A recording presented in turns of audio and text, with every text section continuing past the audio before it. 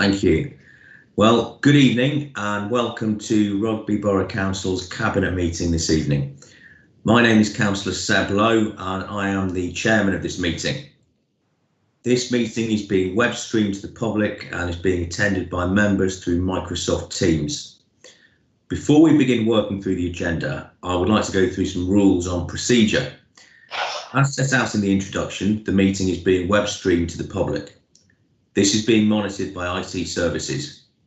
If at any point there are any streaming issues, then I will be informed and the meeting will be adjourned until such time that the technological issues can be resolved. If during the course of the meeting any member of the committee is having connection issues, there will be a short adjournment of up to 5 minutes to determine whether the connection issues can be resolved. If following the adjournment the connection issues cannot be resolved, then providing the meeting remains quorate, it will continue. It will be deemed that the member with connection issues has left the meeting and will no longer be able to participate. For all attendees, please switch off your microphones and cameras. For members of the committee, your microphones and cameras should be switched off unless you are speaking. If you wish to speak during the meeting, please use the raised hand function and wait for me to ask you to speak. The voting during virtual meetings will use the raised hand function. I will then call on the Democratic Services Officer to confirm the vote. Are there any procedural questions before we move on to the formal agenda? Okay, I see no hands. I will now ask our Democratic Services Officer to confirm the attendees at this meeting, which will be for members of Cabinet and opposition groups only, opposition group leaders only. Your name will be called out and can you please confirm your attendance?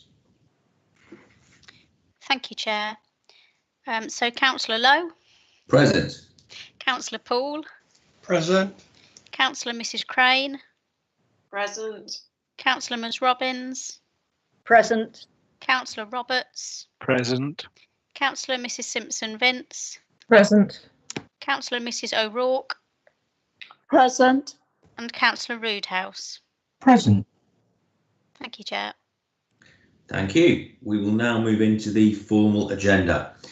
So item number 1 is the minutes. Are members of Cabinet content for me to sign the minutes of the meeting last held on the 9th of November 2020?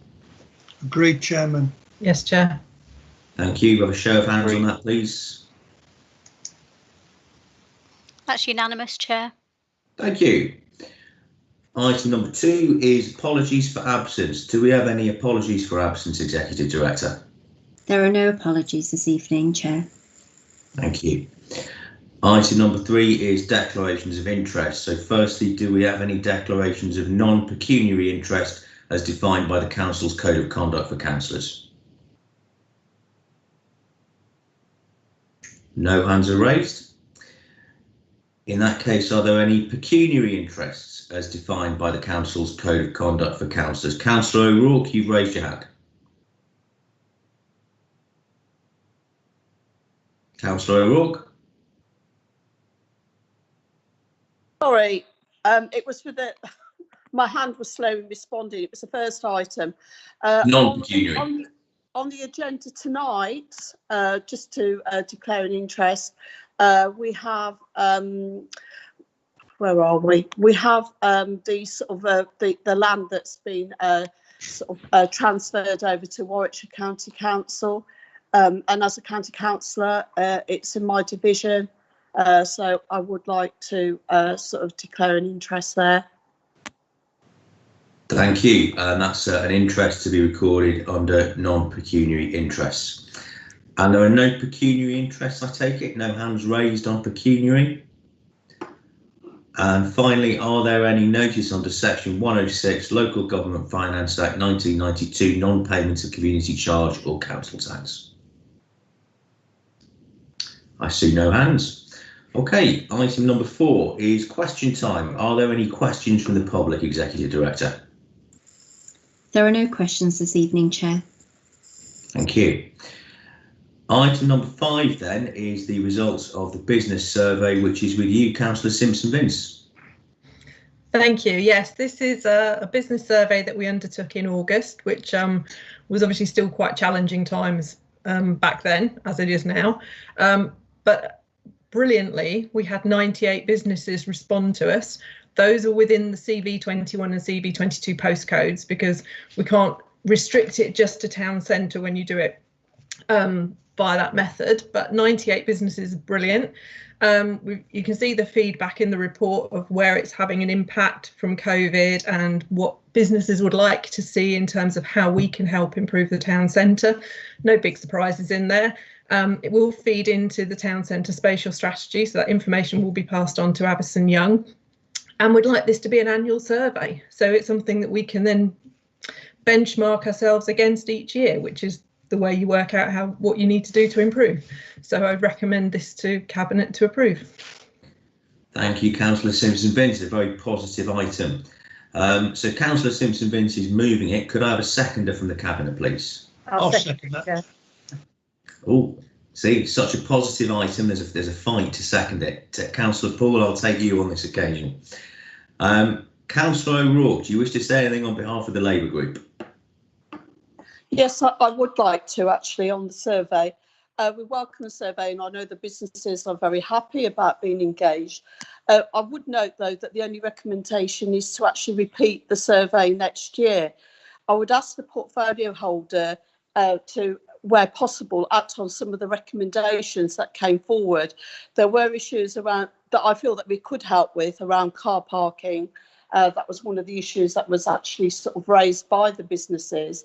And and also the sort of the filling in the shops. There was a number of issues that they've sort of asked for help with, and I believe when I looked at it, there are things that we could actually sort of do now and not have to wait for the town centre regeneration project. So I'd just ask, if there's anything we can do, because obviously there's a lot of pressure on our independent businesses out there, and anything we can do would be really positive and give them the right message. So car parking was one I thought perhaps we could help with, but there are a couple of others as well. So I will drop you a line about those. Thank you. Yeah, that's fine. Yes, I'm asking for more detail behind those numbers, because I think sometimes the percentages are great, but sometimes you get more information by actually looking at what responses we've actually got and what comments people have made. So we're going to be taking a bit more of an in-depth look at that, and yeah, we'll pick things like that up. Indeed. And Councillor Roothouse on behalf of the Liberal Democrats. Thank you. Yeah, and I noted the report, and in fact I did send an email to David Moore saying, could I see the full breakdown of the survey, which I'm still waiting for. He said he spoke about GDPR or something, but he did say there was a lot of commentary to the survey, and I think they're just looking at how they can represent that, but I hope we could see that fairly soon, because I think that'll give us a bit more information. You said about an annual survey. Is it planned to do it, say, every August? Have you got a timeline where you're actually going to be doing that? And I think as we going through the budget season, I'm pretty sure, as Councillor O'Rourke said, there probably are a couple of things that could be picked up through that budget process.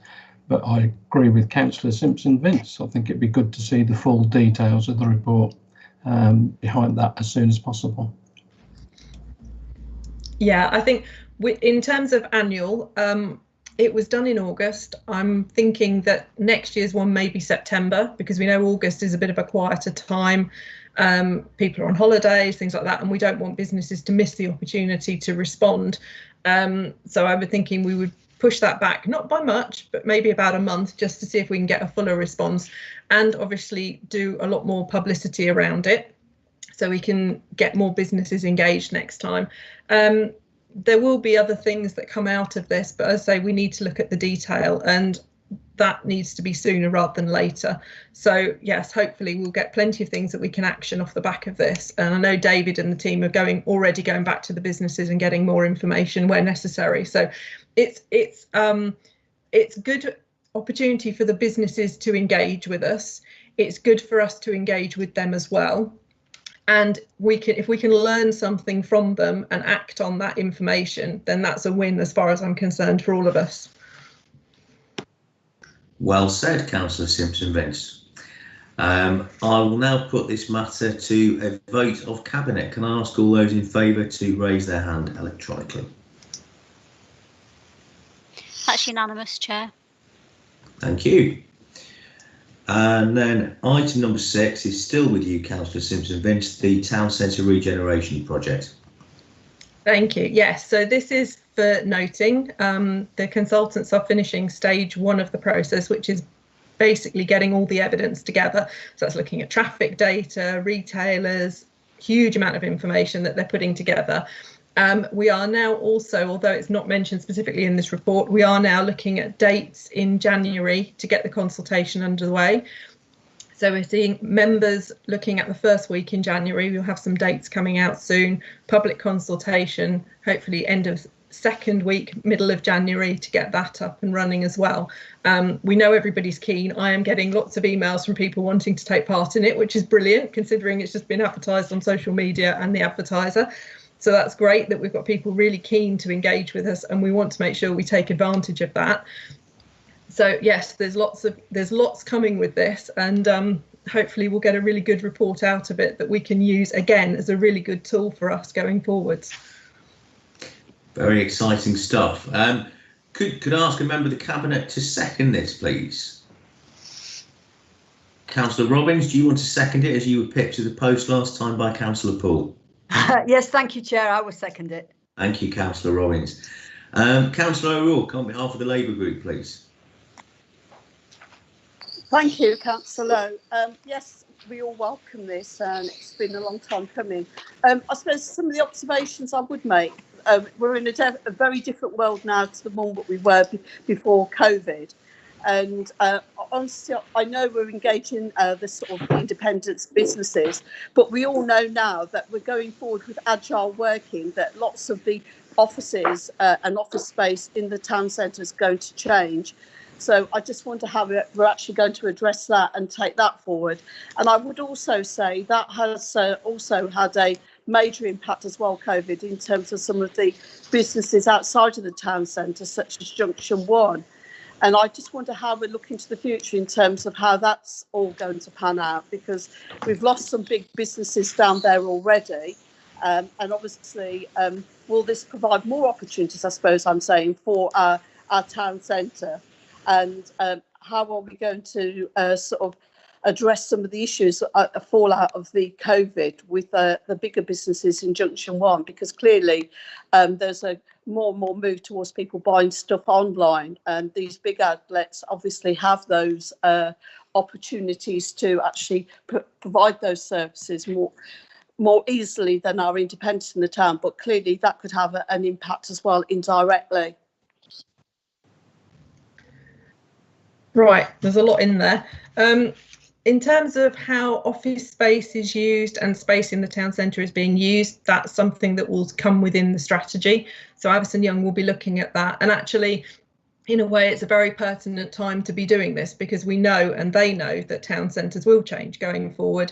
The mix of office and retail and residential will change from what it is now. So actually, it's quite a good time to be doing this, to get the most relevant and up-to-date information, and as a way of building forward. In terms of Junction 1 and Elliott's Field, both of those retail parks are owned by management companies. Certainly Elliott's Field, the owners there are in discussions with businesses about the empty units up there. I think the thing I would say is those units that have emptied have been ones that they're national businesses that have had problems rather than anything specific to Rugby. In terms of independence in the online area, as you will know, we launched Shop Happy in Rugby last month. It's about 3-4 weeks ago, which is an opportunity for all the retailers in the town centre to have that online click and collect presence. So again, I would encourage any retailers. I know Rugby First has been quite active in promoting it, and we've been putting lots of information out, as well as have the marketing team.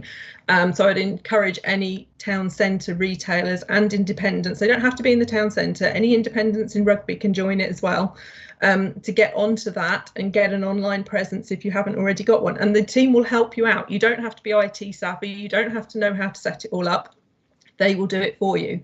So I think it's a good opportunity to then have that very local competition with some of the big national retailers. And yes, a lot of the things that you've covered in the question actually will come out of the town centre spatial strategy, which I think is why it's such an important document right now. Councillor Roodhouse. Thank you. Just a couple of comments really, because you've covered quite a fair bit of it. Just going forward, I didn't know whether we could be a little bit more specific around the timelines in the way of consultation stages 2, 3, and as tends to happen with some of these big projects going forward, as to whether on the back of our website there was a mini website or something where people could actually go and get a bit more information, a bit more background detail, which was perhaps a bit more visible than what we've got now.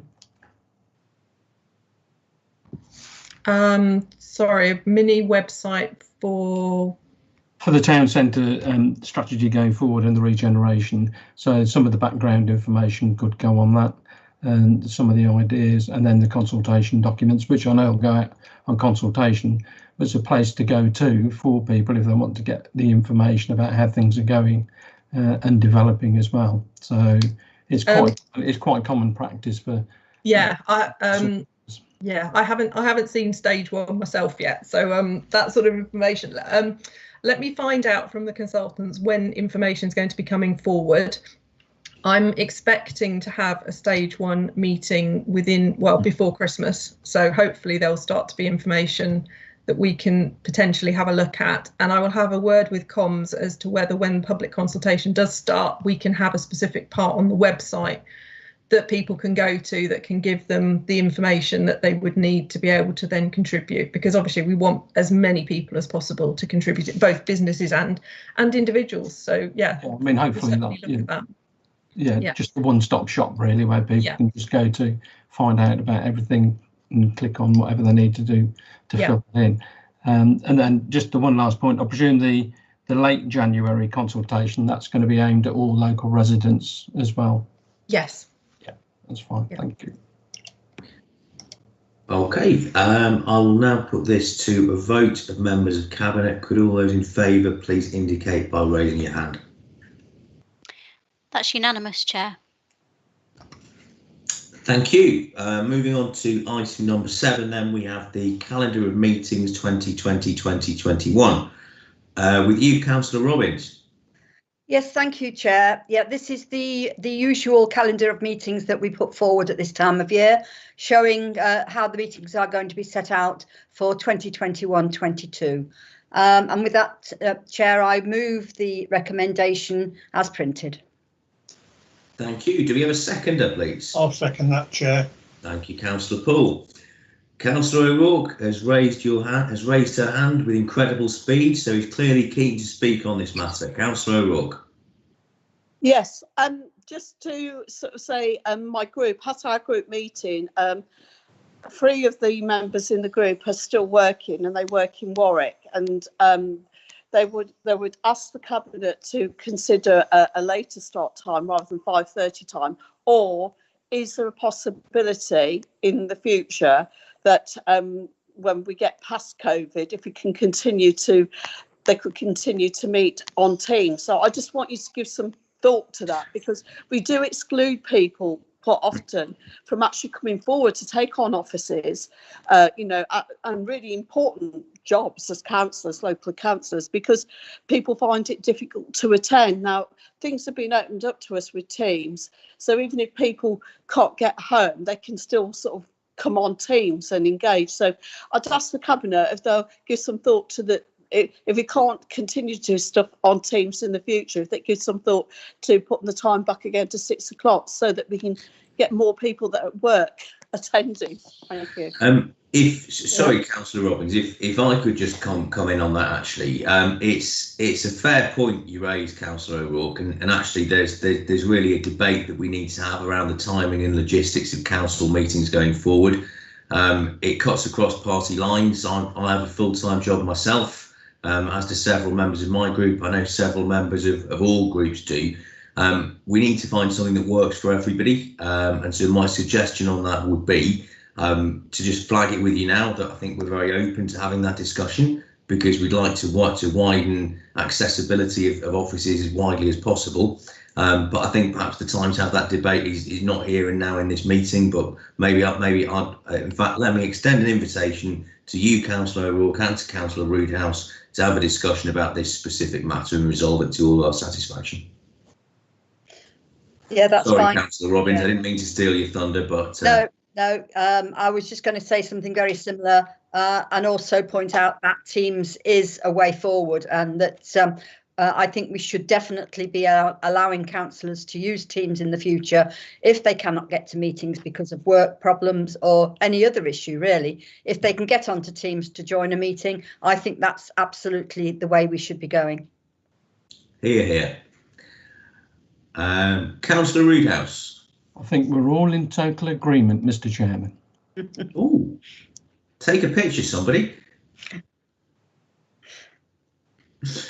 Did you wish to say anything else, Councillor Roodhouse, or was that the only comment? No, because I think we'll all be saying it later on, won't we? Fine. All right. In that case, let me put this to a vote of Cabinet. Can all those in favour raise their hands, please? That's unanimous, Chair. Thank you.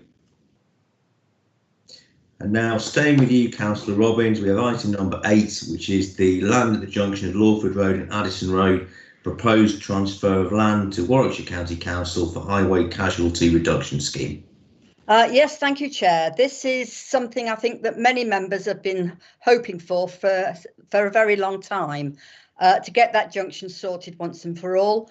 Again, to make sure that the casualties that happen there are reduced, and I think this is the way forward.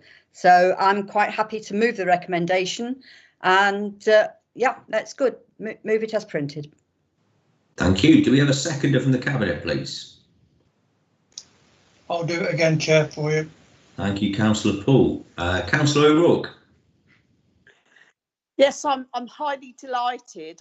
Being the sort of county councillor for the division, where all these accidents have happened over the years. 8 years now, I've been sort of canvassing and campaigning to sort of see this scheme move forward. So I'm really delighted, and I would say as well that thanks to Councillor Peter Butlin as well, because we both put our delegate budgets together to make sure that we could take this scheme forward and attract national funding. So I'm highly delighted. It's much needed. I've witnessed quite a few accidents down there myself. So the people of New Bilton, I'm sure, will be very delighted. Thank you. Absolutely. Thank you, Councillor O'Rourke. Excellent. Yeah, thank you for your comments, Councillor O'Rourke. And Councillor Roodhouse, did you wish to speak on this matter? I think we're all in total agreement again. Again, we're in a very harmonious mood this evening, perhaps it's because it's nearly Christmas. In that case, could I ask members of Cabinet to indicate whether they're in favour of this by raising their electronic hand? And that's unanimous, Chair. Thank you. Okay. Moving on. The next item is the item number 9, which is the draft HRA capital and revenue budget for 21 to 22, which is with you, Councillor Craig. Yeah, thank you, Chair. This is to present a first draft of the HRA revenue and capital position, along with a medium-term financial plan. And basically, I mean, it allows us to continue on with our works to regenerate By Art and Round Gardens. And if members will recall that we've postponed the repayment of interest on the debt repayment so that we can have more money to allow for the regeneration of both those really important developments to provide new housing in the borough. So yeah, it's just to note that there will still be the revenue contributions to capital expenditure going across there to provide for that. And this is for noting for Cabinet because it's a draft. Thank you. Do we have a seconder from Cabinet, please? I'll second it, Chair. Thank you, Councillor Robbins. In that case, Councillor O'Rourke, do you wish to say anything on behalf of the Labour Group? Just say it is a very detailed report. There's a lot of positive news in there. It is a draft. There might be some some things that I might want to raise later, but I'll wait for the final report. Thank you. Okay, Councillor Roodhouse. Yeah, just a couple of points. Yeah, I did note the debt increased out to, was it 2049/50? Perhaps won't worry me so much by then. But the other points, I was just wondering, in the future reports that come forward, we could see something on the impact around housing benefit, universal credit and the waiting list, just to give us a context around the picture. So early on in the report, and certainly I think going into next year and beyond, I think we could be seeing some potential bigger issues around housing and waiting lists and pressures going on. So recognise this is the first one, but I hope that as we go into the second one, we could see a bit more, if you like, flesh being put onto that housing benefit, universal credit, what the waiting list is starting to look like with some of the impacts coming through. Yeah, thank you, Councillor O'Rourke. And yeah, we can do that. And just to say, we are looking very closely at, the impacts of COVID and many other challenges on this. So yes, we're happy to put a bit more information in there on that point. Thank you. Thank you. I'll now move a vote on this. Could all those members of the Cabinet in favour please indicate by raising their hand? That's unanimous, Chair. Thank you. Now, staying with you, Councillor Crane, we have item number 10, the Council Tax Reduction Scheme 2021 to 22. Yeah, thanks, Chair. This is a report about the adoption of our Council Tax Reduction Scheme. It's a statutory scheme which we have to have in place each year, and it's really just to say we're continuing with the scheme that we have at the moment. So I move the report as written. Thank you. Do we have a seconder from Cabinet, please? I'll second that, Chair. Thank you again, Councillor Poole. Councillor O'Rourke, do you wish to say anything on behalf of the Labour Group? No, thank you. Okay, and Councillor Roodhouse? No, fine, thank you. Okay, in that case, I'll put this to a vote. Can all those members of Cabinet in favour raise their hand? That's unanimous, Chair. Thank you. Now, I move a motion. I'm going to move the next motion, which is to exclude the public under Section 100A, Section 4 of the Local Government Act 1972, to consider the resolution under Section 100A4 of the Local Government Act 1972, the public be excluded from the meeting of for the following items on the grounds they involve the likely disclosure of information defined in paragraphs 1 and 3 of Schedule 12A of the Act. Councillor Poole, will you second that? Certainly will, Chairman. All those in favour, raise your hands, please. That's unanimous, Chair. Thank you very much. That concludes the public part of this meeting. Can I ask IT to confirm the streaming has stopped, please?